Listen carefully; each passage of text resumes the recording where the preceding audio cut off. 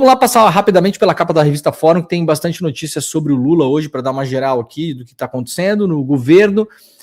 A manchete principal: após reaproximação com o Alcolumbre, Lula aposta no fim da taxa das blusinhas, que foi uma medida muito impopular, e talvez consiga destravar isso esse ano ainda, né? Fim da escala 6x1 avança após assinatura de Alcolumbre. O Alcolumbre... Ai, cara. É brabo, né?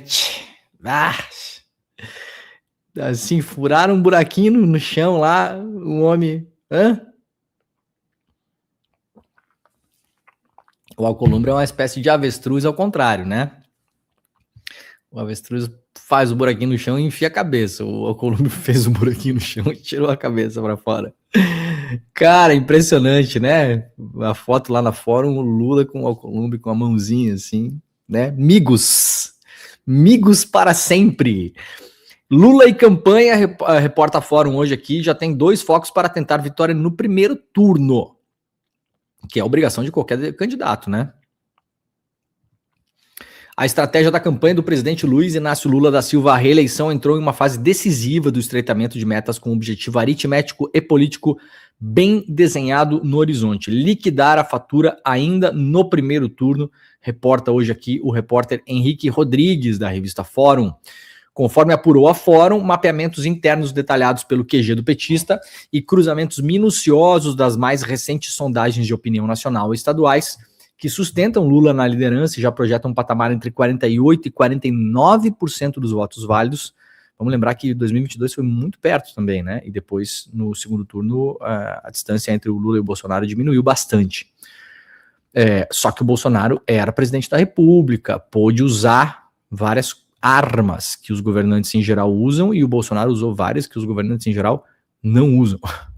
Como tentar evitar que as pessoas pudessem votar no Nordeste brasileiro usando a Polícia Rodoviária Federal, por exemplo, né? Em cenários de exclusão de brancos e nulos, fizeram a cúpula governista definir 2 eixos geográficos e demográficos altamente prioritários para buscar a margem final capaz de superar a barreira dos 50% mais 1.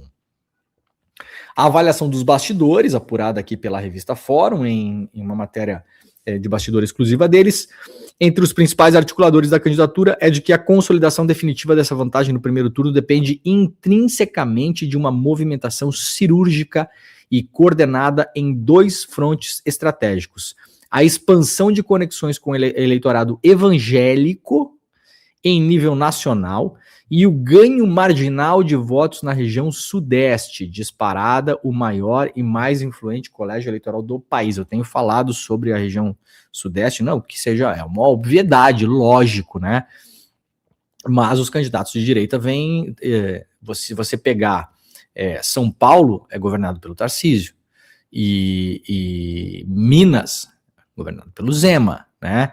O Rio pelo Paes. O Paes sim vai levar o Lula para a campanha, estão juntos na campanha, e o Paes está muito bem. Só que São Paulo pode ser um problema, e Minas pode ser um problema, né? Então são 2 focos da campanha, agora a gente sabe aqui pela apuração da revista Fórum. Primeira grande prioridade do planejamento tático da campanha do Lula: o segmento evangélico representa hoje 27% de todo o eleitorado apto a votar no Brasil, o que equivale a um contingente de quase 43 milhões de eleitores potenciais.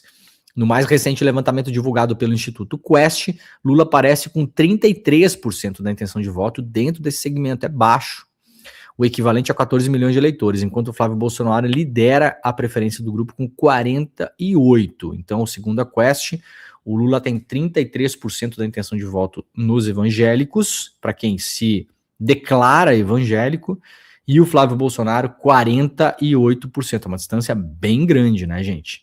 Embora o candidato do PL ainda preserve a vantagem numérica nesse nicho religioso, a leitura feita dentro do QG de Lula passa longe de um viés pessimista. Há alguns meses, a diferença entre os 2 candidatos nesse público específico chegou a encolher de forma acentuada, registrando uma queda de até 8 pontos percentuais a favor do presidente. Embora essa margem tenha sofrido uma retração posterior nas pesquisas mais recentes, voltando a alargar a vantagem de Flávio, o diagnóstico da cúpula petista é cristalino. O fato de Lula já ter demonstrado capacidade de cortar essa dinâmica no passado recente prova que o eleitorado evangélico não é um bloco monolítico nem inalcançável. Os evangélicos não são todos iguais. Isso é evidente, mas se não for evidente, né, tem as pesquisas que granulam um pouco mais, né, você tem evangélicos de várias matizes, né, até porque as denominações religiosas que são a que a gente chama de evangélicos, que basicamente é todo mundo que não é católico apostólico romano. Então você tem aí muita diferença de opiniões, de posicionamentos, e tem um fenômeno no Brasil que não é recente, mas cada vez quem viaja pelo interior vê cada vez mais, que são essas igrejas independentes, vamos colocar assim, né? Então você tem as grandes redes, como se fosse uma franquia, né? Tem as grandes redes mais tradicionais, né? A Assembleia de Deus, Universal, enfim, Adventista, tem essas grandes redes, mas tem cada vez mais igrejas que a pessoa vai lá e se coloca como pastor ou pastora e monta a sua igreja, e aquela igreja existe só naquela comunidade, só naquele bairro, né? Só para aquelas pessoas, às vezes atende lá 30, 50, 70 pessoas, 100 pessoas. Então não tem como saber a posição exata, não existe a posição dos evangélicos. Agora, feita a ressalva, né? Eu falei ontem, até o pessoal fica brincando comigo, né? Que eu não tenho mais paciência para evangélico, né, gente? Eu tô no momento que eu tô com sem paciência para evangélico. A maioria pende para a extrema direita. Tanto é que a intenção de voto do Flávio pro Lula, a diferença é de mais de 10, 12, 13, 14, quase 15 pontos percentuais. O que é curioso, né? Eu que sou um grande curioso, né? Tem em casa aqui, até não sei onde é que tá, tem o Bíblia, tem o Corão, falei ontem, né? Toquei bateria em igreja já, assim, né? Eu tenho uma proximidade, assim, com a igreja, não é uma coisa assim que é distante, né? Fui batizado, crismado, aquela coisa toda, né, gente? De família que frequentava a igreja. A maioria de direita, né, gente? É o que as pesquisas dizem, é o que o voto diz, é o que a gente vê na tal da Marcha para Jesus, que são essa franja dessas igrejas que são os mais engajados politicamente. Então a campanha do Lula também está tentando fazer uma força para que as pessoas que se declaram evangélicas e não são de Jesus com arminha, que essas pessoas, pelo menos no dia da votação, votem, porque os mais engajados entre os evangélicos hoje são de direita. Para converter essa possibilidade em votos concretos, a ordem do comando na campanha do Lula é promover uma inflexão tática na abordagem. A orientação é vetar expressamente o uso de templos e espaços religiosos como palanque eleitoral, uma demarcação de fronteira pensada justamente para contrastar com a prática recorrente do bolsonarismo. O Tarcísio de Freitas ontem estava em igreja, por exemplo, né? Frequentemente associada ao uso de espaços sagrados para promover constrangimentos e ameaças à fé dos fiéis. O Tarcísio estava em igreja, o Flávio vive em igreja, Nicolas vive em igreja, e não só. Ontem a gente mostrou aqui, até tem um bom corte no canal sobre isso, quem quiser ver depois, que o Edir Macedo, lá, a Universal, começou ontem, reportou ontem a repórter Ana Virgínia Balucier, lá na Folha de São Paulo, começou uma espécie de cruzada moral religiosa de 52 dias, entre os seus convertidos, entre os seus fiéis, entre os seus clientes, por que não dizer assim também, porque é assim que a igreja vê as pessoas que estão lá, né, sobretudo essa, para que façam uma espécie de rituais para a família, para a pátria, para não sei o quê, e não escondem nada, é uma espécie de cruzada contra o mal, que termina exatamente no dia da eleição, no primeiro domingo de outubro. Então é uma campanha escancarada antipetista, né? Então tem algumas igrejas que estão engajadas na política e nessa, que antes era um pouco assim, né? A Universal sempre foi escancarada, né?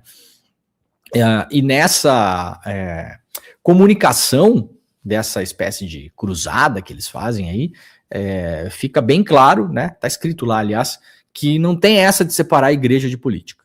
Não tem essa. Tá lá dentro mesmo. Só que tem havido, a gente vê muitas manifestações e algumas pesquisas até trouxeram isso, que muitos evangélicos têm se incomodado com essa coisa da política partidária, candidato, ter entrado muito na igreja. Tem aumentado o número do que se chama de desigrejados também, e muitos alegam isso, que a igreja virou palanque político. Então, segundo reporta a Fórum aqui, dos bastidores da campanha do presidente Lula, a estratégia é justamente não alimentar essa ideia, manter a igreja como se fosse um espaço apartado da política partidária de candidato e lá pedir voto.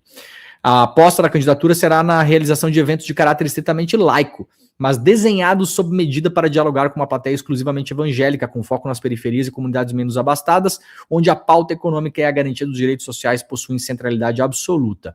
O estado do Rio de Janeiro, metrópole com a maior densidade percentual de evangélicos do país, é cotado para ser o palco principal do primeiro grande encontro nesse formato, com desdobramentos operacionais organizados na sequência para o estado de São Paulo. A Fórum reporta ainda hoje que o cálculo aritmético feito pelos matemáticos da campanha é o seguinte: se a candidatura do Lula conseguir crescer e conquistar mais 3 milhões de votos dentro do universo evangélico, elevando a sua votação atual, que seria numa base de 14 milhões de votos, para 17 milhões de votos, esse movimento isolado agrega cerca de 2 pontos percentuais no resultado final da eleição no primeiro turno dos votos válidos.